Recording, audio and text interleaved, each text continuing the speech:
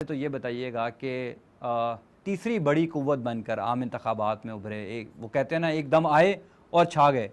इस जादू के पीछे क्या राज है मौलाना साहब के बड़ी बड़ी सियासी जमातें जो 30-30 40-40 साल की जिनकी स्ट्रगल थी उनको आपने पीछे छोड़ दिया, ये जादू के पीछे राज क्या है?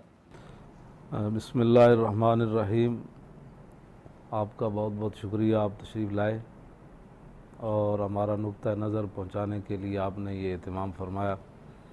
तो जादू का तो मैं भी कायल नहीं हूँ, तो ये इस्लाम की अपनी एक पावर थी और नामूस रिसालत पर तारीक़ लब्बैक या रसूल अल्लाह का जो खड़ा होना था ख़त्म नबुव्वत के लिए, मसाजिद की अज़मत और शान को बचाने के लिए, तो ये वो बरक़ात थी जो तारीक़ लब्बैक या रसूलुल्लाह को हासिल हुई और इन्हीं बरक़ात की वजह से तारीक़ लब्बैक या रसूलुल्लाह ने सबको हैरान किया। लेकिन नताइज चूँकि हमें बहैसियत मुबस्सिरीन, बहैसियत सहाफ़ी हैरान तो कर रहे हैं, लेकिन आप कोई सीट नहीं जीत सके, तो आपको भी ये नताइज एक्सपेक्टेड थे, उम्मीद थी ऐसे ही नताइज आएंगे, या आप एक्सपेक्ट कर रहे थे, उम्मीद ज़ाहिर कर रहे थे कि शायद आप सीटें ज़्यादा मिकदार में जीतेंगे? 2 सीटें हमारी सिंध जी जी, असम्बली की सिंध तो असम्बली हैं, में।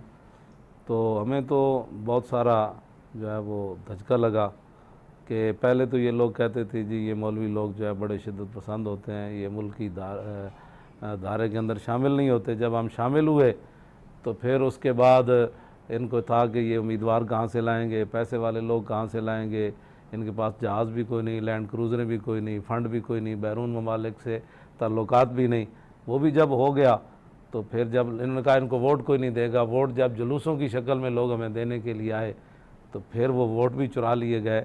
ये दस्तूर ज़ुबानबंदी है, कैसा तेरी महफ़िल में, यहाँ तो बात करने को तरसती है ज़ुबान अच्छा, मेरी। ये जो शिद्दत पसंदी का अंसर है, लोगों का तासुर क्यों है, ये ज़रूर आगे चल के बात करते हैं। मतलब आप कह रहे हैं कि आपका मैंडेट चुराया गया, आप कहते हैं कि आपको सीटें ज़्यादा मिलनी थी, उम्मीद ज़्यादा ज़ाहिर की जा रही थी। ये मैंडेट आपका किसने चुराया?